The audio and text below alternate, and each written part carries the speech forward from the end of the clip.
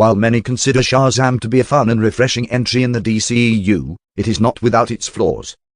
Here are our 5 steps to fix Shazam. Step 1. Have less clichés in the plot.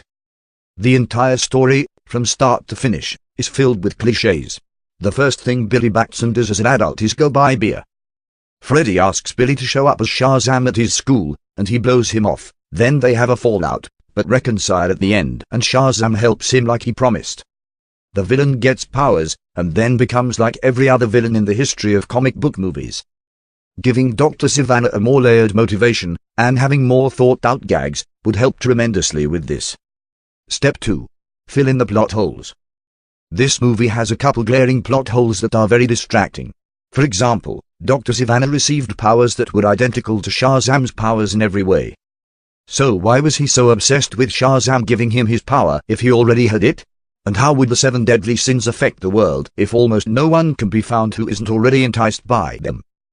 The sins need to have a clearly laid out goal, and Dr. Sivana needs to have a personal reason for working with them. Step 3. Include more of Djimon Hounsou. Djimon Hounsou was tragically wasted in this film as an actor. He was given nearly nothing to do before his death.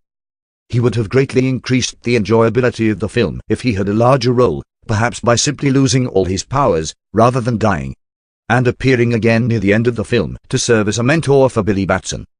Step 4. Go all in by making this the most family-friendly DC adaptation in the last 2 decades.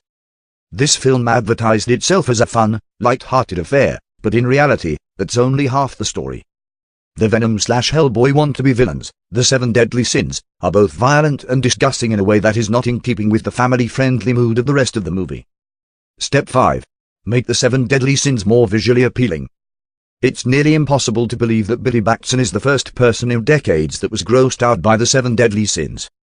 They should have been depicted as being much more aesthetically pleasing, along with having a very clear and understandable attraction to the people they tempt. The film could even keep Dr. Sivana in a grey area, not making it clear that the sins are pure evil until Billy Batson, with his pure heart, points out their badness, thus making the distinction between himself and Dr. Sivana clear. Thank you for watching.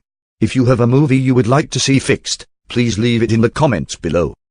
If you'd like to see more, subscribe to my channel or visit qjmartin.org.